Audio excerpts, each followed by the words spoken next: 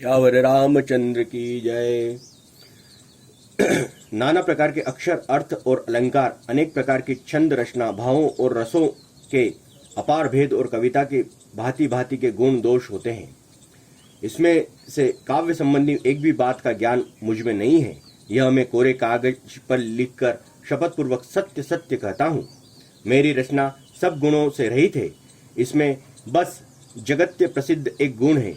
उसे विचार कर अच्छी बुद्धि वाले मनुष्य जिनके निर्मल ज्ञान है इसको सुनेंगे। इसमें श्री रघुनाथ जी का उदार नाम है जो अत्यंत पवित्र है, वेद पुराणों का सार है, कल्याणों का भवन है और अमंगलों को हरने वाला है, जिसे पार्वती सहित भगवान शिव जी सदा जपा करते हैं। जो अच्छे कवि के द्वारा रची हुई बड़ी अनूठी कविता है, वह भी राम नाम के बिना शोभा नहीं पाती। जैसे चंद्रमा के समान मुख वाली सुंदर स्त्री सब प्रकार से सुसज्जित होने पर भी वस्त्र के बिना शोभा नहीं देती, इसके विपरीत कुकवी की रची हुई सब गुणों से रहित कविताओं को भी राम के नाम एवं यश से अंकित जानकर बुद्धिमान लोग आदर पूर्वक कहते हैं और सुनते हैं, क्योंकि संत जन भोरे की भांति गुण ही को ग्रहण करने वाले होते हैं। यद्यपि मेरी इस रचना में कविता का एक भी रस नहीं है, तथापि इसमें श्री राम जी का प्रताप प्रकट है। मेरे मन में यह एक भरोसा है, भले संग से भला किसने बड़प्पन नहीं पाया। धुआं भी अगर के संग से सुगंधित होकर अपने स्वाभाविक कड़वेपन को छोड़ देता है। मेरी कविता अवश्य भद्दी है, परंतु इसमें जगत का कल्याण करने वाले राम कथा का उत्तम वस्तु का वर्णन किया गया है। इससे यह भी अच्छा ही समझी जाएगी, है ना। ये जो कविता है इसमें प्रभु राम के पूरा वर्णन किया गया, मतलब रामचरितमानस की बात हो रही है यहाँ पर।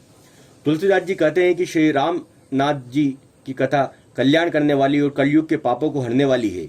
मेरी इस भद्दी कविता रूपी नदी की चाल पवित्र जल वाली नदी गंगा जी की चाल की भांति टेढ़ी है। प्रभु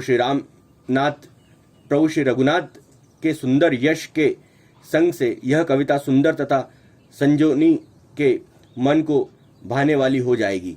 शमशान की अपवित्र राख भी श्री महादेव जी के अंग के संग में सुहावनी लगती है और स्मरण करते ही पवित्र करने वाली होती है। श्री राम जी के यश के संग से मेरी कविता सभी को अत्यंत प्रिय लगेगी। जैसे मलय पर्वत के संग में काष्ठ मात्र चंदन बनकर वंदनीय हो जाता है, फिर क्या कोई काठ की तुच्छा का विचार करता है। श्यामा गो काली होने पर भी उसका दूध उज्जवल और बहुत गुणकारी होता है, यही समझकर सब लोग इसे पीते हैं। इसी तरह गंवारू भाषा में होने पर भी श्री सीताराम जी के यश को बुद्धिमान लोग बड़े चाव से गाते और सुनते हैं। मणि माणिक मोती की जैसी सुंदर छवि है, वह सांप, पर्वत और हाथियों के मस्तक पर वैसी ही शोभा नहीं पाती। राजा के मुकुट और नवयुवती स्त्री के शरीर को पाकर ही ये सब अधिक शोभा को प्राप्त होते हैं। इसी तरह बुद्धिमान लोग कहते हैं कि सुकवि की कविता भी उत्तम और कही होती है और शोभा अत्यंत कहीं पाती है, अर्थात कविता की वाणी से उत्पन्न हुए कविता वहाँ शोभा पाती है जहाँ उसका विचार प्रसार तथा उसमें कथित आदर्श का ग्रहण और अनुसरण। जय श्री राम। कीर्ति, कविता और संपत्ति वही उत्तम है जो गंगा जी की तरह सबका हित करने वाली हो। श्री रामचंद्र जी की कीर्ति तो बड़ी सुंदर, सबका अनंत कल्याण करने वाली ही है, परंतु मेरी कविता भद्दी है, यह असामंजस्य है, अर्थात इसमें दोनों का मेल नहीं मिलता। इसकी मुझे चिंता है, परंतु हे कवियों, आपकी कृपा से यह बात भी मेरे लिए सुलभ हो सकती है। रेशम की सिलाई टाट पर भी सुहावनी लगती है।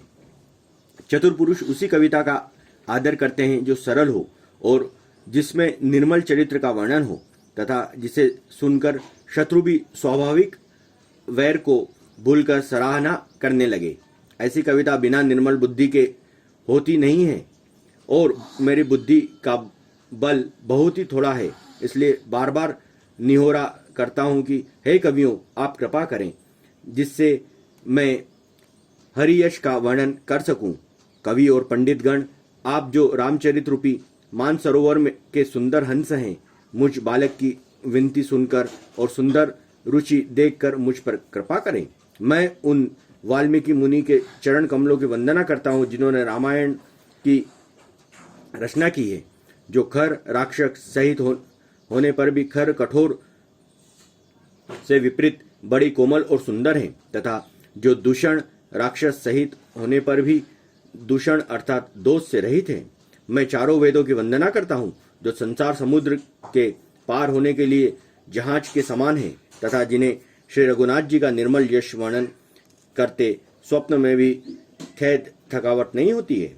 मैं ब्रह्मा जी के चरण रज की वंदना करता हूँ जिन्होंने भवसागर बनाया है, जहाँ से एक ओर संत रूपी अमृत चंद्रमा और काम धेनु निकले और दूसरी ओर दुष्ट मनुष्य रूपी विष और मदिरा उत्पन्न हुए। देवता, ब्राह्मण, पंडित, ग्रह, इन सबके चरणों की वंदना करके हाथ जोड़कर कहता हूँ कि आप प्रसन्न होकर मेरे सारे सुंदर मनोरथ को पूरा करें। फिर मैं सरस्वती जी की देवनंदी गंगा की वंदना करता हूँ। दोनों पवित्र और मनोहर चरित्र वाली हैं। एक गंगा जी स्नान करने और जल पीने से पापों को हरती और दूसरी सरस्वती जी गुण और यश कहने और सुनने से अज्ञान का नाश कर देती है। श्री महेश और पार्वती को मैं प्रणाम करता हूँ जो मेरे गुरु और माता पिता हैं, जो दीन बंधु की और नित्य दान करने वाले हैं, जो सीतापति श्री रामचंद्र जी के सेवक, स्वामी और सखा हैं, तथा मुझ तुलसीदास का सब प्रकार से कपट रहित सच्चा हित करने वाले हैं। जिन शिव पार्वती ने कलियुग को देखकर जगत के हित के लिए शावर मंत्र समूह की रचना की है, जिन मंत्रों के अक्षर बेमेल है, जिनका न कोई ठीक अर्थ होता है और न जप होता है, तथापि श्री शिवजी के प्रताप से जिनका प्रभाव प्रत्यक्ष है, वे उमापति शिवजी मुझ पर प्रसन्न होकर श्री रामचंद्र जी की इस कथा को आनंद और मंगल की मूल उत्पन्न करने वाली बनाएंगे। इस प्रकार पार्वती जी और शिवजी दोनों का स्मरण करके और उनका प्रसाद पाकर मैं चाव भरे चित्त से श्री रामचरित्र का वर्णन करता हूँ। मेरी कविता श्री शिवजी की कृपा से ऐसी सुशोभित होगी जैसे तारागणों के सहित चंद्रमा के साथ रात्रि शोभित होती है। जो इस कथा को प्रेम सहित और सावधानी के साथ समझ बूझकर कहे सुनेंगे, वे कल्याण युग के पापों से रहित और सुंदर कल्याण के भागी होकर श्री रामचंद्र जी के चरणों के प्रेमी बन जाएंगे। यदि मुझ पर श्री शिवजी और पार्वती जी की स्वप्न में भी सचमुच प्रसन्नता